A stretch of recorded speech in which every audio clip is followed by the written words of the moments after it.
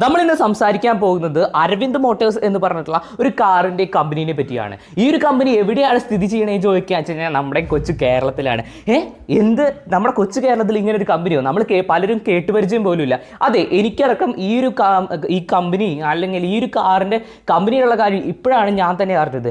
ഇന്ത്യയിലെ തന്നെ ആദ്യത്തെ കാറാണ് ഈ അരവിന്ദ് മോട്ടോഴ്സിൻ്റെ കാർ എന്ന് പറയുന്നത്. നമ്മൾ ആലോചിക്കുകയാണെന്നുണ്ടെങ്കിൽ പണ്ട് കാലത്ത് നിന്ന് നോക്കുകയാണെങ്കിൽ വിദേശ രാജ്യങ്ങളിൽ നിന്ന് നമ്മുടെ കാറുകൾ ഇങ്ങോട്ട് ഇമ്പോർട്ട് ചെയ്തിട്ടായിരുന്നു നമ്മുടെ ഇന്ത്യയിൽ യൂസ് ചെയ്യുന്നുണ്ടായിരുന്നത്. പക്ഷേ ആ ഒരു ടൈമിൽ തന്നെ തദ്ദേശികമായിട്ട് 1955-56 കാലഘട്ടങ്ങളിൽ ഇന്ത്യയിലെ നിർമ്മിച്ച ഈ ഒരു കാറിനെ പറ്റി പറയുകയാണെന്നുണ്ടെങ്കിൽ അത്രയും മനോഹരം, മറ്റുള്ള കാറുകളെ വെല്ലുന്ന രീതിയിലുള്ള സൗന്ദര്യമുള്ള ഒരു കാറെന്ന് തന്നെ നമുക്ക് പറയേണ്ടി വരും. അതായത് നമ്മുടെ ഇന്ത്യയിൽ ഒരു കാർ ഇറക്കുക എന്ന് പറഞ്ഞു കഴിഞ്ഞാൽ വളരെയധികം ബുദ്ധിമുട്ടുള്ള ഒരു കാര്യമാണ്. കാരണം വെച്ച് കഴിഞ്ഞാൽ നമ്മുടെ കാലാവസ്ഥയ്ക്ക് അനുയോജ്യമായിട്ടുള്ള കാറുകളല്ല ഇപ്പോഴും നമ്മുടെ നിരത്തിൽ ഓടിക്കൊണ്ടിരിക്കുന്ന പല കാറുകൾ. നമുക്ക് ഏറ്റവും വലിയൊരു എക്സാമ്പിൾ പറയുകയാണെങ്കിൽ നമുക്കറിയാം, നമ്മുടെ നാട്ടിൽ നല്ല രീതിയിൽ മഴ പെയ്യുന്ന ഒരു നാടാണ് നമ്മുടെ ഇന്ത്യ എന്ന് പറയാൻ വെച്ച് കഴിഞ്ഞാൽ. പക്ഷേ പല കാറുകളിലും ഇപ്പോൾ നമ്മൾ എക്സ്ട്രാ ആയിട്ടാണ് ഈ റെയിൻ ഷീൽഡ് അല്ലെങ്കിൽ അങ്ങനെയുള്ള പരിപാടികളൊക്കെ നമ്മൾ സെറ്റ് ചെയ്ത് കൂട്ടുന്നത്. പക്ഷേ ഈ ഒരു കാർ നോക്കുകയാണെങ്കിൽ അന്ന് തന്നെ കേരളത്തിൻ്റെ കാലാവസ്ഥ അല്ലെങ്കിൽ ഇന്ത്യയുടെ കാലാവസ്ഥയെ മനസ്സിലാക്കിക്കൊണ്ട്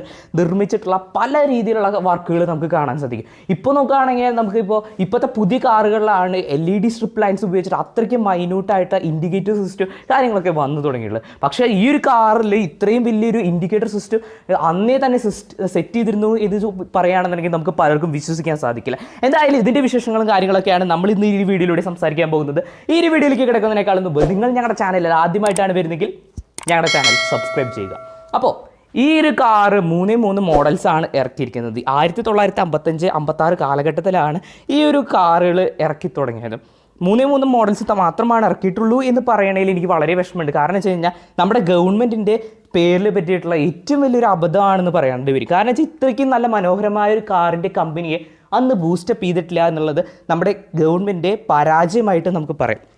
ആദ്യത്തെ മോഡൽ നോക്കുകയാണെന്നുണ്ടെങ്കിൽ പാലസ് മോഡൽ എന്ന് പറഞ്ഞിട്ടുള്ള മോഡലാണ് ഇറക്കിയിട്ടായിരുന്നത്. പിന്നെ അത് എഡി ചാമ്പ്യൻ എന്ന് പറഞ്ഞ മോഡൽ, പിന്നെ മോഡൽ 3 എന്ന് പറഞ്ഞിട്ടുള്ള ഈ ഒരു 3 മോഡൽസാണ് ഇറക്കിയത്. പക്ഷേ ഇതിൽ നോക്കുകയാണെന്നുണ്ടെങ്കിൽ നിലവിൽ മോഡൽ 3 എന്ന് പറഞ്ഞിട്ടുള്ള ഈ ഒരു മോഡൽ മാത്രമാണ് നമ്മുടെ കേരളത്തിൽ അല്ലെങ്കിൽ നമ്മുടെ ഇന്ത്യയിൽ തന്നെ ഈ ഒരു കമ്പനിയുടെ ഈ ഒരു കാറ് നിലനിൽക്കുന്നുള്ളൂ എന്ന് നമുക്ക് പറയേണ്ടി വരും. അത് തന്നെ ഏറ്റവും വലിയ ഒരു നഷ്ടമായിട്ടാണ് എനിക്ക് തോന്നുന്നത്.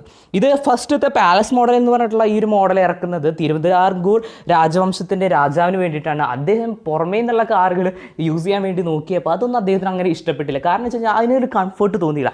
അപ്പോൾ അദ്ദേഹം എന്ത് ചെയ്തു, അരവിന്ദ് മോട്ടോഴ്സിൻ്റെ കെ ബാലകൃഷ്ണ മേനോൻ എന്ന് പറഞ്ഞിട്ടുള്ള വ്യക്തി എന്ത് ചെയ്തു, ഞാൻ ഉണ്ടാക്കി തരാം, ഇത്ര സമയം എനിക്ക് തന്നാൽ മതി എന്ന് പറഞ്ഞിട്ട് അദ്ദേഹം പാലസ് മോഡൽ എന്ന് പറഞ്ഞിട്ടുള്ള ഈ ഒരു മോഡൽ കാർ ഉണ്ടാക്കി കൊടുക്കുകയാണ്. ആ ഒരു മോഡൽ കാർ നോക്കുകയാണെന്നുണ്ടെങ്കിൽ അത്രയ്ക്കും ഉജ്ജ്വലമായിട്ടുള്ള ഒരു മോഡൽ തന്നെയായിരുന്നു നമുക്ക് പറയാം. അദ്ദേഹത്തിൻ്റെ ആ ഒരു മോഡൽ കാർ ഇഷ്ടപ്പെട്ടുകൊണ്ട് രാജാവ് കുറേ നാൾ ഈ ഒരു കാർ തന്നെയായിരുന്നു യൂസ് ചെയ്യുന്നുണ്ടായിരുന്നത്. അപ്പോൾ അത്രയ്ക്കും മനോഹരമായ ഒരു കാർ നിർമ്മിച്ചിട്ട് നമ്മുടെ ഇന്ത്യയിൽ വലിയ രീതിയിലുള്ള സപ്പോർട്ട് കിട്ടിയില്ലെങ്കിലും വിദേശ മാധ്യമങ്ങൾ, അതുപോലെ തന്നെ വിദേശ മൊബൈൽ എഞ്ചിനീയറിംഗ് ഫീൽഡിൽ വർക്ക് ചെയ്യുന്ന മാഗസീൻസ്, അതുപോലെ തന്നെ പല സ്ഥലങ്ങളിൽ നിന്ന് അദ്ദേഹത്തിന് വളരെ വലിയ അംഗീകാരങ്ങളും കാര്യങ്ങളൊക്കെ കിട്ടി. അത് എന്ത് മീൻസ് ട്രോഫികളോ അങ്ങനെയുള്ളതല്ല, അദ്ദേഹത്തിൻ്റെ ഈ ഒരു കാറിനെ പറ്റിയിട്ട് ഈ ഓട്ടോമൊബൈൽ മാഗസീൻസ് അടക്കം എഴുതിയിട്ടിരുന്നു എന്ന് നമുക്ക് കാണാൻ സാധിക്കും. അപ്പോൾ അത്രയ്ക്കും മനോഹരമായ ഒരു കാറാണ്. ഇതിൻ്റെ ബാക്കിൽ പ്രവർത്തിച്ചിട്ട് കെ ബാലകൃഷ്ണ മേനോൻ എന്ന് പറഞ്ഞ വ്യക്തി അത്രയ്ക്ക് ഹാർഡ് വർക്ക് ചെയ്തിട്ടാണ് ഈ ഒരു കാർ നിർമ്മിച്ചതെന്ന് നമുക്ക് നിസ്സംശയം പറയാൻ സാധിക്കും. കാരണം നോക്കുകയാണെങ്കിൽ അന്നത്തെ ഒരു കാലത്ത് വലിയ രീതിയിലുള്ള മിഷനറീസോ കാര്യങ്ങളോ ഒന്നും ഉണ്ടായിരുന്നില്ല. ആ ഒരു ടൈമിലാണ് ആ ഒരു കാറിൻ്റെ ഗ്രിൽ വർക്കും കാര്യങ്ങളൊക്കെ നമുക്ക് നോക്കുകയാണെങ്കിൽ അത്രയ്ക്ക് മനോഹരമായിട്ട് 1 ഇഞ്ച് വ്യത്യാസം പോലും ഇല്ലാതെയാണ് ആ ഒരു സ്റ്റൈല് മെയിൻറ്റെയിൻ ചെയ്ത് പോയിരിക്കുന്നത്. അതുപോലെ തന്നെ ഞാൻ പറഞ്ഞല്ലോ, ഒക്കെ പിച്ചളയിലാണ് അതിൻ്റെ ഓർണമെൻ്റൽ ലൈൻസും കാര്യങ്ങളൊക്കെ ചെയ്തെടുത്തിരിക്കുന്നത്. അത്രയ്ക്ക് മനോഹരമായൊരു കാർ തന്നെയായിരുന്നു എന്ന് പറയണം. എന്തായാലും ഈ ഒരു കാറിനെ റീസ്റ്റോർ ചെയ്യാനുള്ള ശ്രമങ്ങൾ ഇപ്പോൾ അദ്ദേഹത്തിൻ്റെ ഈ ഒരു കാർ നിലവിലുള്ള വ്യക്തി ചെയ്യാൻ നോക്കുന്നുണ്ട്. അപ്പോൾ എന്തായാലും അത്രയ്ക്ക് മനോഹരമായൊരു കാർ തന്നെയാണ് ഈ ഒരു അരവിന്ദ് മോട്ടോഴ്സ്. ഈ വിശേഷം നിങ്ങളെ അറിയിക്കാനാണ് നമ്മൾ ഈ വീഡിയോ ചെയ്തത്. ഇഷ്ടപ്പെട്ടാൽ ഞങ്ങളുടെ ചാനൽ സബ്സ്ക്രൈബ് ചെയ്യുക, മറ്റുള്ളവർക്ക് ഷെയർ ചെയ്ത് കൊടുക്കുക. അപ്പോൾ it's me quarrel signing off.